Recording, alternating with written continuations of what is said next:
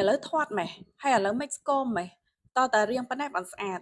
មានមនុស្សជាច្រើនដែលគាត់ភាគច្រើនសំក់គីឡូឬមួយក៏ឈប់សំក់គីឡូដោយសារតែពាក្យសម្ដីរបស់អ្នកដទៃខ្ញុំមានសមាជិកម្នាក់ដែលគាត់ឈប់សំក់គីឡូដោយសារសម្ដីអ្នកដទៃថាគាត់ស្គមទៅអត់ស្អាតដូចការនៅធាត់ទេអញ្ចឹងគាត់ឈប់សម្រក់ហើយក៏ចាប់ផ្ដើមត្រឡប់មកញ៉ាំដូចដើមវិញគាត់ក៏ឡើងគីឡូមកវិញនៅពេលដែលគាត់ឡើងគីឡូគេក៏សួរថាហេតុអីបានឯងឥឡូវធាត់ម៉េះអត់ស្អាតសោះធ្វើឲ្យគាត់ត្រឡប់មកសំក់គីឡូវិញហើយការសំក់គីឡូលើកទី2គឺវាអត់ងាយស្រួលដោយការសំក់លើកទី1ទេរឹតតែសម្រក់ច្រើនដងរឹតតែពិបាកជាងមុនអញ្ចឹងហើយឈប់ធ្វើតាមមាត់អ្នកដទៃទៀតទៅព្រោះឯការស្រឡាញ់ទម្រង់រូបរាងរបស់ម្នាក់ៗដូចគ្នាទេអ្នកខ្លះគាត់ចូលចិត្តរៀងមានសាច់អ្នកខ្លះទៀតគាត់ចូលចិត្តរៀងស្គមបើយើងទៅធ្វើតាមចិត្តរបស់គេវាធ្វើអត់ត្រូវចិត្តគេទេអញ្ចឹងហើយអ្នកទាំងអស់គ្នាចូលចិត្តរូបរាងខ្លួនឯងបែបណាយើងធ្វើបែបហ្នឹងទៅមិនថាអ្នកទាំងអស់គ្នាគាត់មិនថាអ្នកទាំងអស់គ្នាស្គមទេឲ្យតែថាយើងពេញចិត្តនឹងរូបរាងរបស់ខ្លួនឯងយើងពេញចិត្តនឹងសុខភាពរបស់ខ្លួនឯងឥឡូវហ្នឹងគឺវាបានហើយអាអ្នកចូលចិត្តសួរគេថាហែងធាត់មិនហែងស្គមមិនណាឈប់បានឈប់ទៅនិយាយទៅពាក្យដែលយើងត្រូវនិយាយហ្នឹងវាមានមកកកោក